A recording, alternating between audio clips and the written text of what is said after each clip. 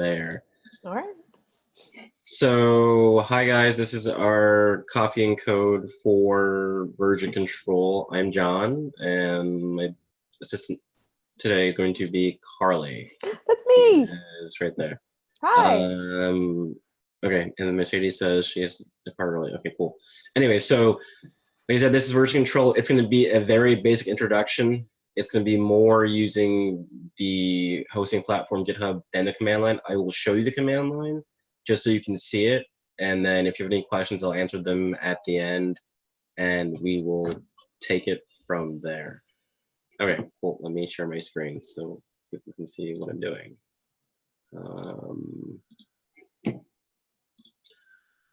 I want to share. I share everything. Give me a second here.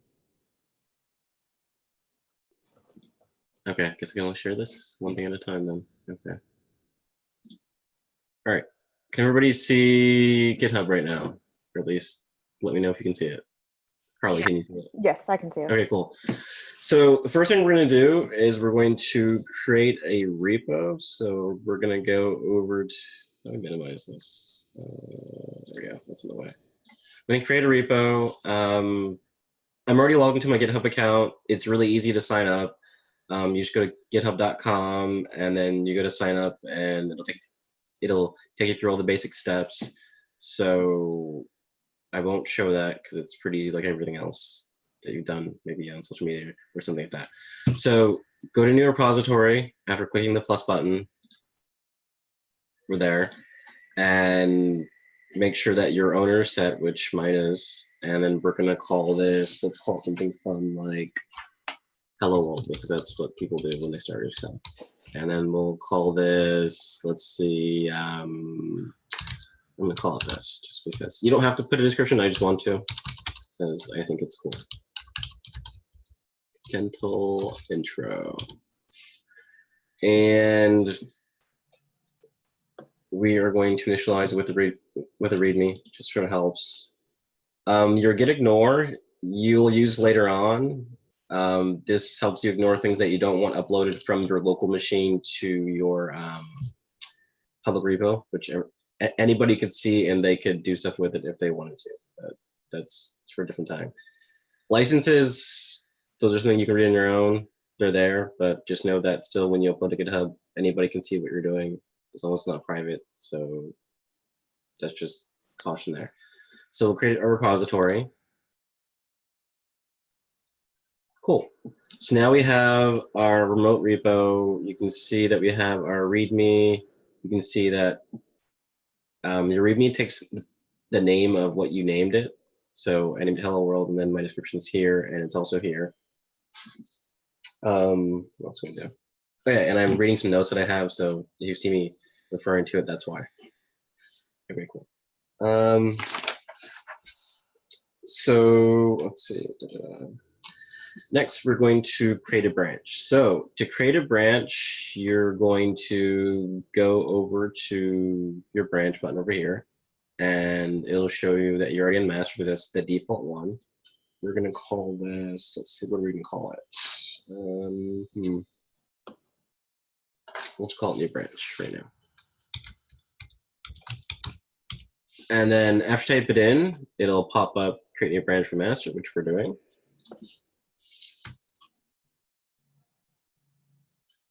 And now we have our new branch, and we're on our new branch. So now we are going to, give me a second. Yeah, editing to this.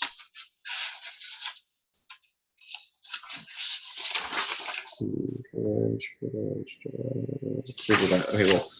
So now what we're going to do is we're going to show how you can make a change, and then after making the change and make the commit, we're going to make a pull request after that. So I'll show you.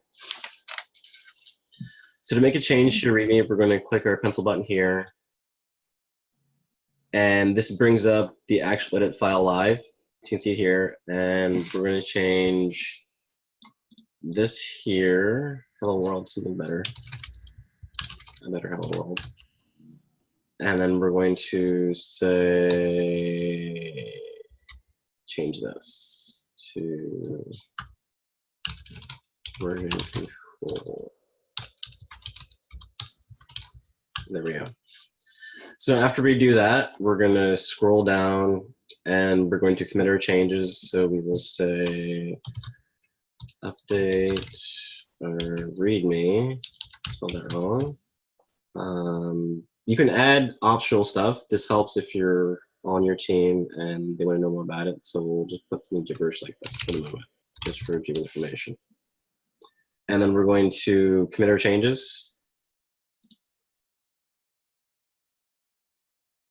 So now our changes are committed. And we're going to go back to our repo here.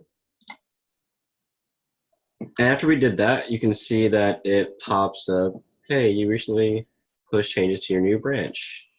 And then it'll give you an option. Do you want to compare and do a pull request? And you might want to do that so that you can push this to master, and then that way everything's updated. And you can see here that it says this branch is one commit ahead of master. That's because there's one new thing that master doesn't have, and we want to merge them together. So we're going to do that. So we're going to do a compare and pull request.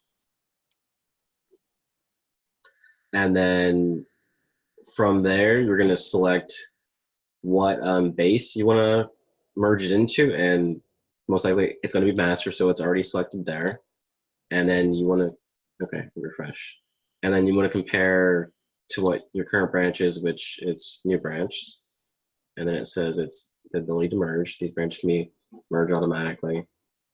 Down here is what you want to see what changed. So our initial README was our lines 1 and 2 here. You can see what we have in our markdown over here. And then this is what I changed. I like to put them together, make it unified. That way you can see exactly in one line what changed. So the red is before and the green is the new stuff. So after you look at that and you find that your changes are what you want, then you're going to go ahead and create your pull request. Now, this tells you what you just did. If you had continuous integration set up, which I don't because I'm not working on a huge project, then it would go through all the different checks. If you see green check, that's good because it means there's no conflicts with the base branch. So then what you're going to do is merge the pull request. You want to confirm your merge and then add any more notes that you want.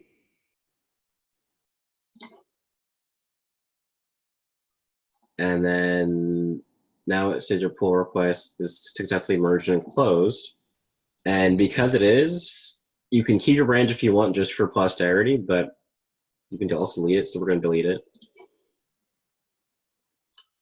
And then you can restore it. I don't know how long GitHub keeps it around to restore it if you want to, but that's just an option if you want to do that.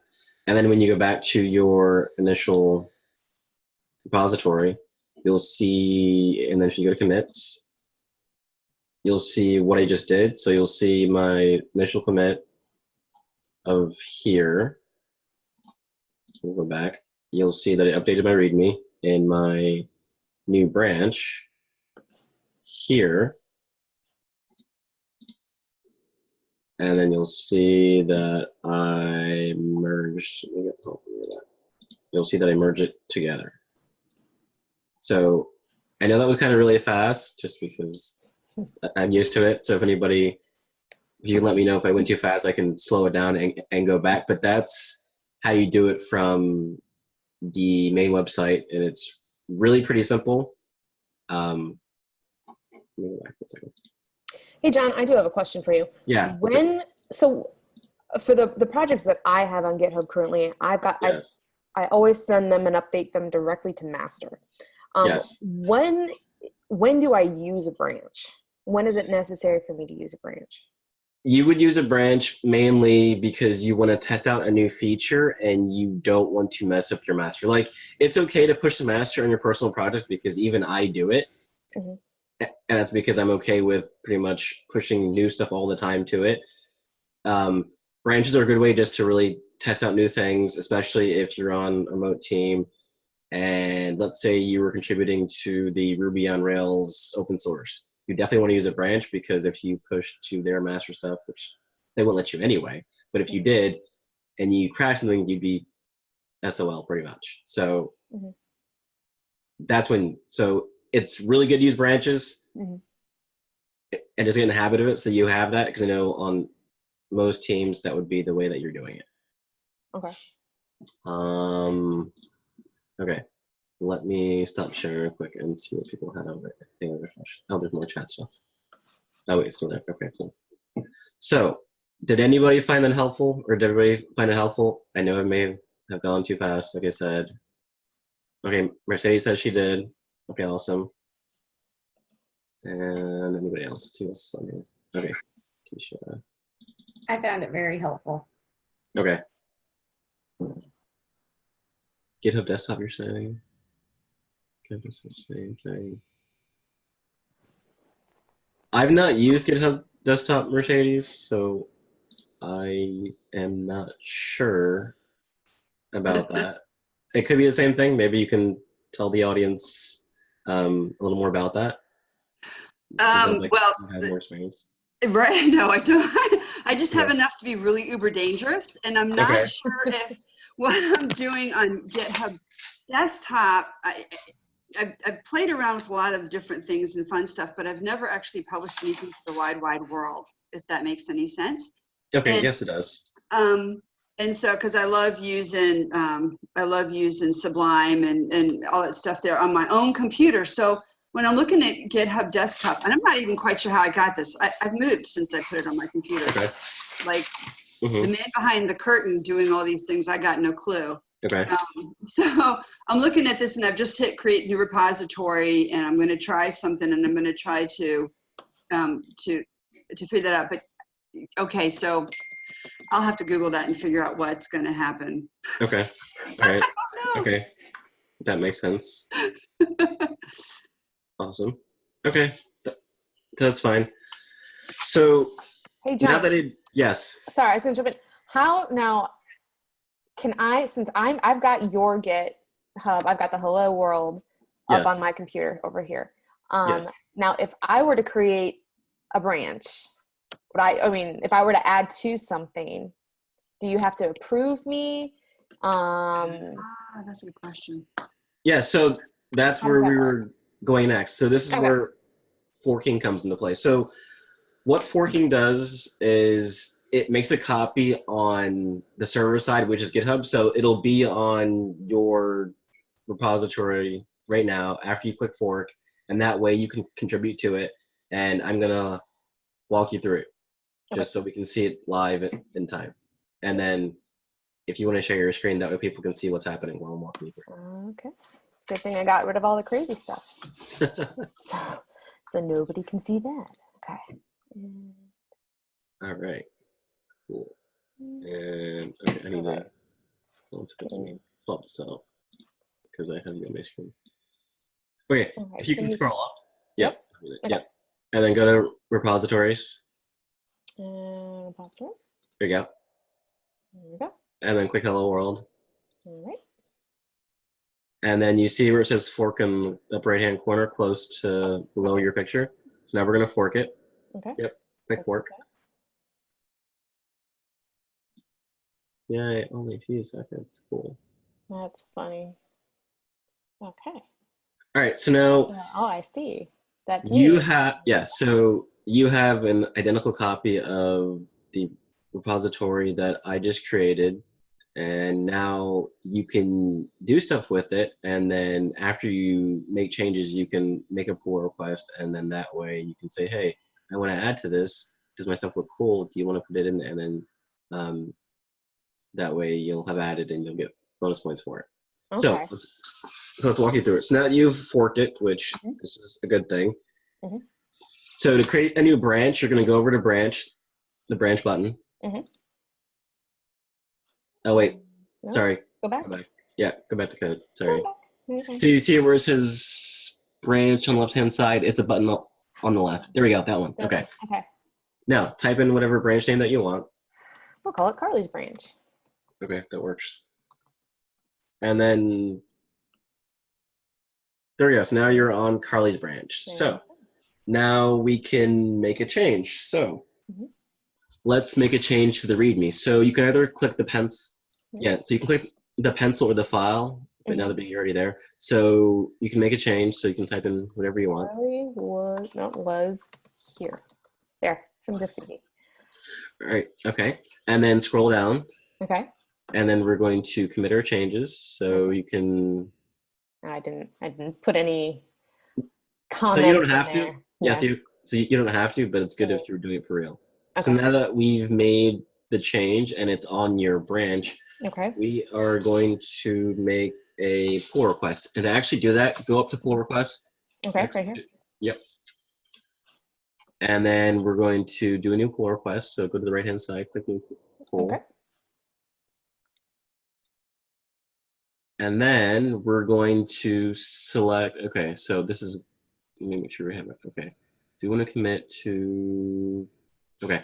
See where it says next to your head fork, your coder Carly Hello World? Go to the right-hand side and then go to compare and then click the arrow button and go to your branch and click Carly's branch. Okay. Now it should refresh. There we go. Okay, cool. Okay. So now this is where you'll scroll down, make sure everything is right for you. Right. And then, okay, looks good. All right. Click create pull request. All right. You can make a comment, like you can write @ and then my username. So type the @ sign. Okay. At. Yep, there we go. At you. Yep. Yeah, and then that'll notify me on my end saying, hey, Carly wants to add something. The README. Still right. README. Yeah. So this is. Yep. And then scroll down. Okay. We should make sure there's nothing else here. Okay. Okay, cool. And then click create pull request. All right.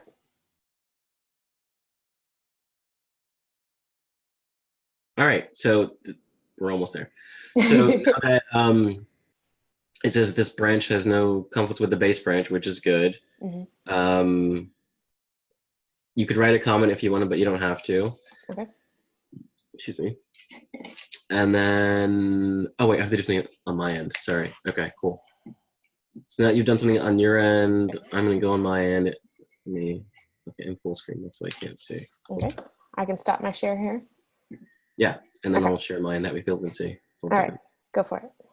Okay, let me refresh my page so I can see that it's probably want to do something.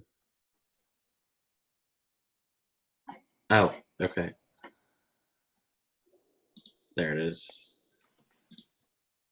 All right, let me share my screen now again.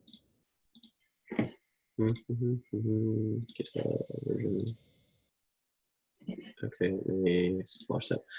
Okay, so now that Carly has done that, it's supposed to notify me, and my notification should be right here. So it says there's one. I'll click it, and it's from Carly. Yeah, it looks like I got my first contribution. Okay.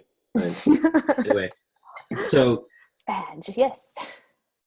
Because we're remote from each other in real time, I'm going to review this, and it says that she edited the README. Okay, she pulled me up there.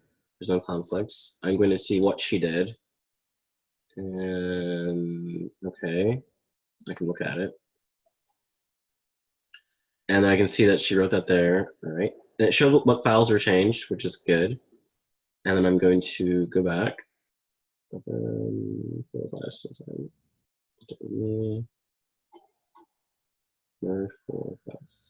So now, at this point, everything's fine. It's good.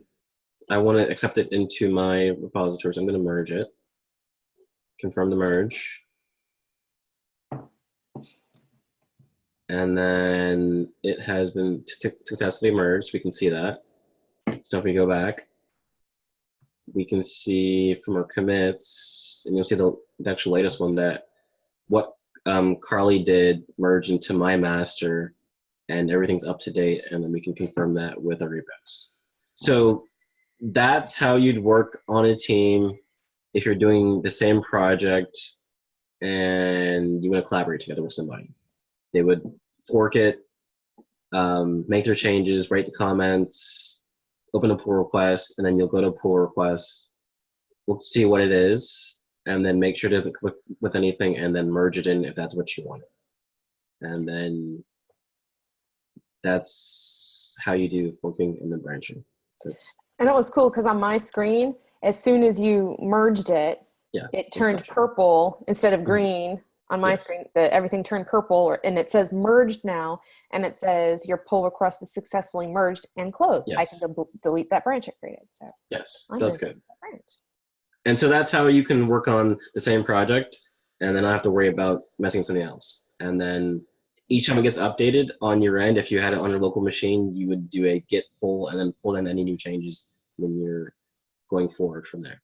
So that's how you do stuff from the basic GitHub website, because it's all GUI and it's really fast and it's easy. But most people, they use the command line. So I'm going to show you a little bit of command line. If you guys aren't familiar with it, there's a great resource that I use all the time. So let me go back. The first thing that, oh wait, I need to show my screen. One second. I keep forgetting to do it. Share screen, where are you? Yeah, I haven't done any command line stuff yet. I've only used it through whatever IDE I'm on. I couldn't get it to work through Visual Studio for some reason, but Android Studio works really well. I'm in Eclipse and using Eclipse now, and I haven't set it up for Eclipse yet. But I know that's something I'm going to need to do. But I will show you how to do that. Cool. All right. So the first thing you want to do is, if you want to download Git, I use Git Bash because that's what I'm familiar with. That's how I learned how to use command line. There are other ways to do it, but I think Git Bash is better. That's the one that I know. So go to git-scm.com/downloads. You'll pick your flavor, so either Mac, Windows, or Linux. I use Windows, so you go to Windows, and then it would tell you, hey, we're going to start downloading it, but I've already done it. The latest release is 2.18. After you do that, I would highly suggest going to, let me go back so I can show you. So it shows conveniently the Pro Git book, which is good. It shows you how to get started from A to Z, which is nice, but if you really were in a pinch, I would go to first time Git setup, read through this really fast. It's helpful information. It'll help you set up at least your username, your email, and then the editor that you want to use, and a few more things that you might want later on. So that's how you get your command line set up. And then I already have Git Bash open, so I'm going to go to that. Can you guys see my Git Bash command line thing?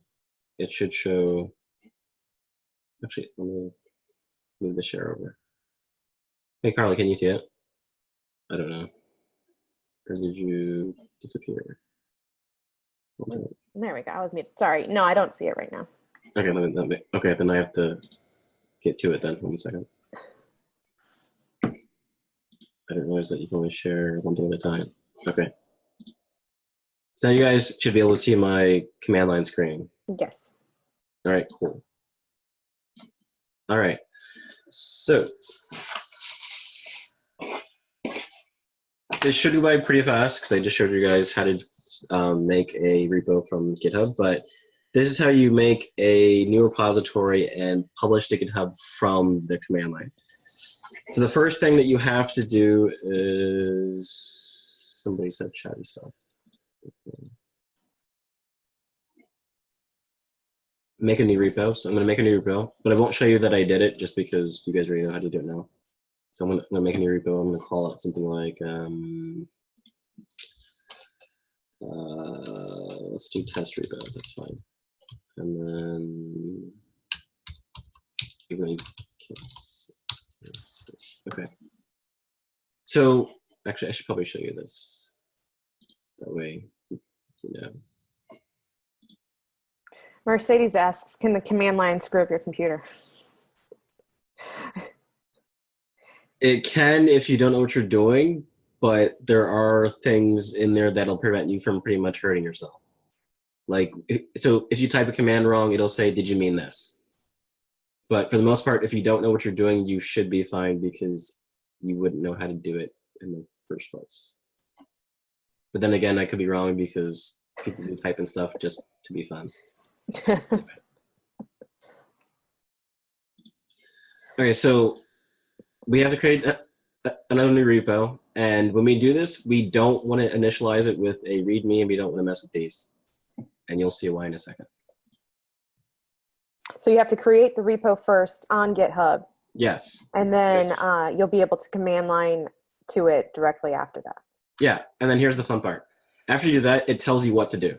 So you can see right here, so I'm just going to enter in these commands. So I'm going to share my, I wish you could share everything. I don't know why you can't, but anyway. So I need to stop sharing this and it should make a command line. Okay. There we go. And then you'll see me typing in what I see on my screen, even though you won't see my screen. So let me move it over. I think I'll remember it. Okay, cool. So I'm going to go in the folder that I created. CD is change directory, and that's how you're moving around, at least in Git Bash. So I'm going to change my directory. I have it already set up. So I need to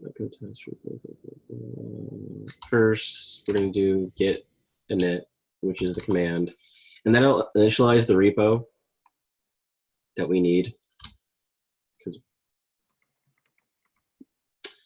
And then we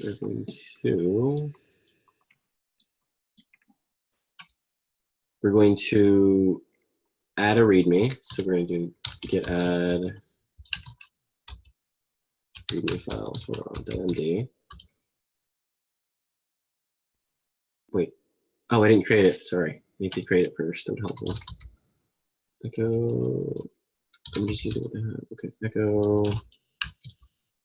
So, and what this command is doing that I'm typing right now, echo means I can type text into the file even though I haven't created it yet. So I need to do that.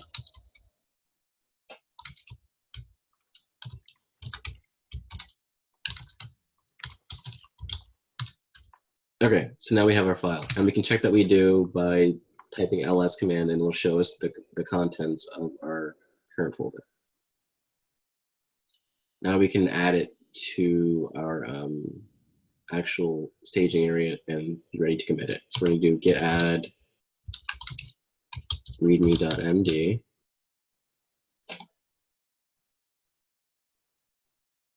Okay, that's fine.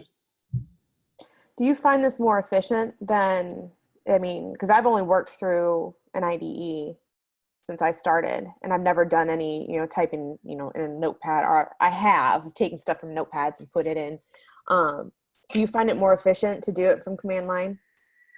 I find it more efficient now that I'm used to it. So what I do is I'll keep open my Git Bash window like I have now. I'll make my change. So I'll make my changes in either Notepad++ or Sublime Text or whatever other ID I'm using.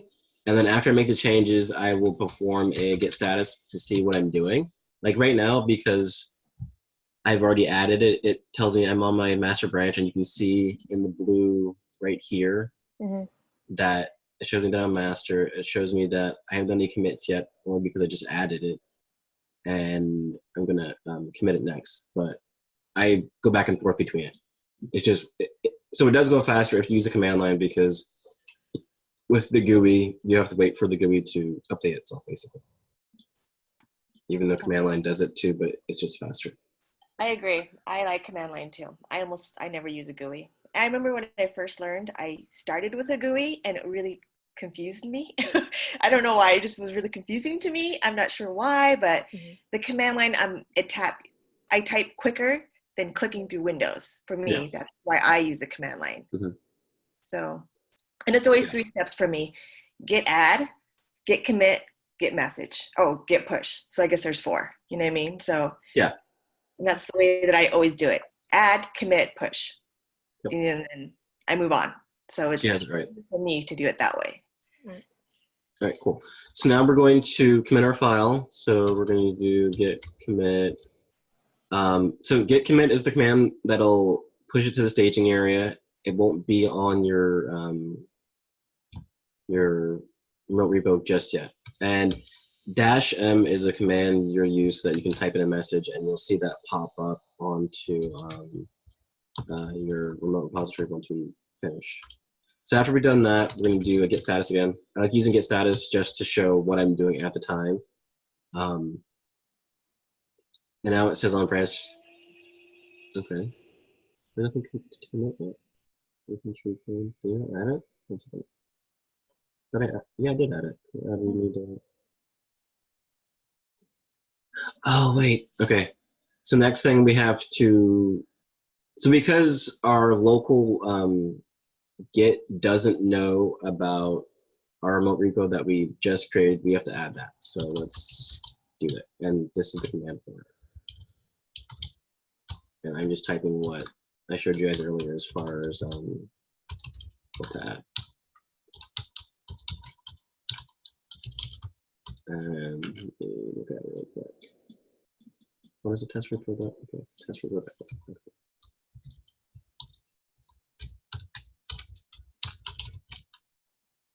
All right, I'm going to kind of confirm with the command. Give me a second. Make sure it's git remote -v. Okay, good. And then I'm going to push it, and then it'll show us whether it's successful or not. Push origin master.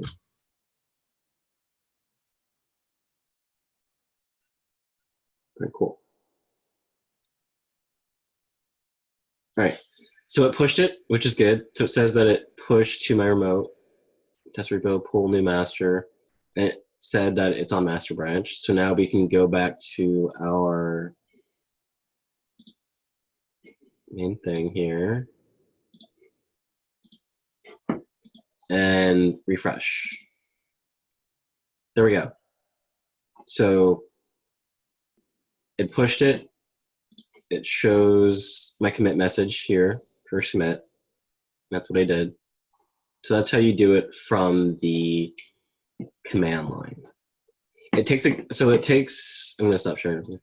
So it takes a little getting used to, but like Toann said, the basic workflow is you're going to make your new file, make changes to it, add it to your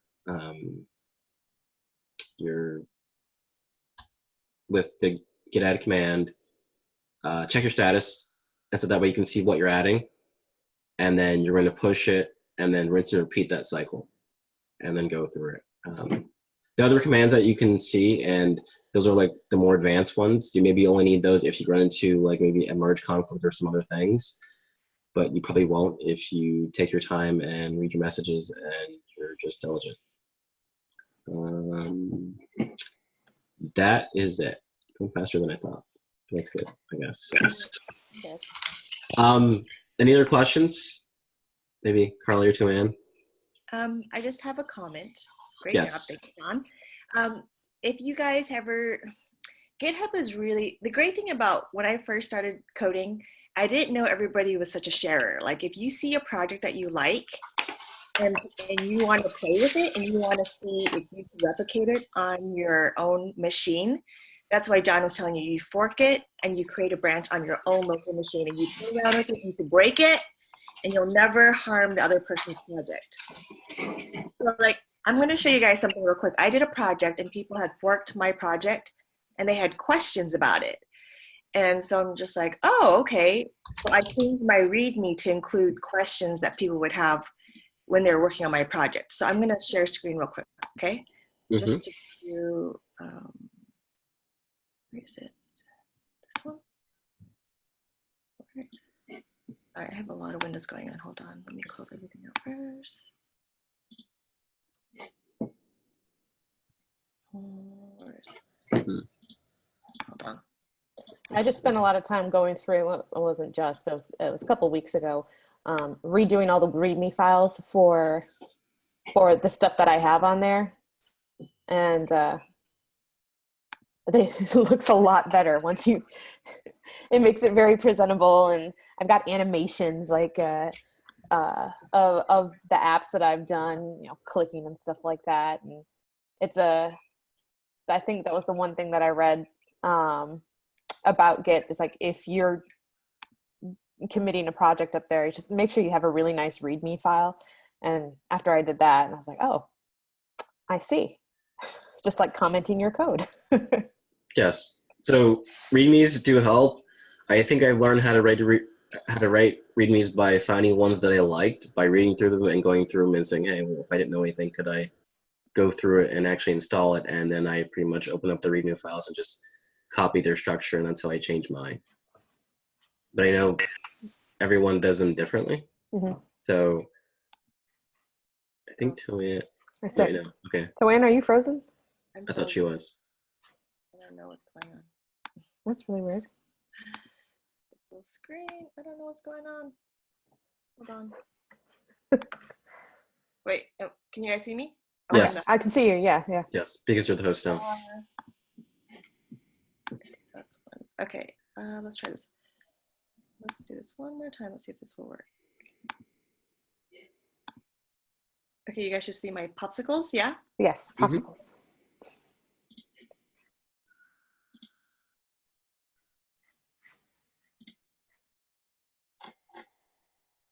It looks like it froze up again.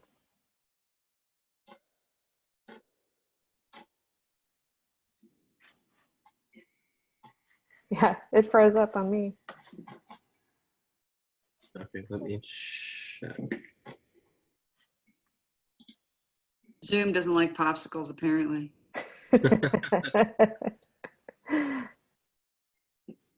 Yeah, she froze up again. Yeah. I guess we'll wait for it to come back. Mm-hmm. So Carly, how did you get your, I see on one of your apps, you made it an animated GIF. How did you make it animated? Let's see. So I used, I can screen share that actually. Okay, cool. I'm curious. Bring that up. Yeah, I was very impressed with myself. That's good, because one thing that I found, if people can see it in action, they won't care what the code looks like. At least in my experience, they just, okay, good. Yep. That's how it works. So I'm good to go. Okay. All right. So here's my Git here. So if I go down here to the README, you can see the little animated as I click through the app. And then it's a loop, and then I've got my description, everything down here, what I did on it, and this is a basic overview of the project.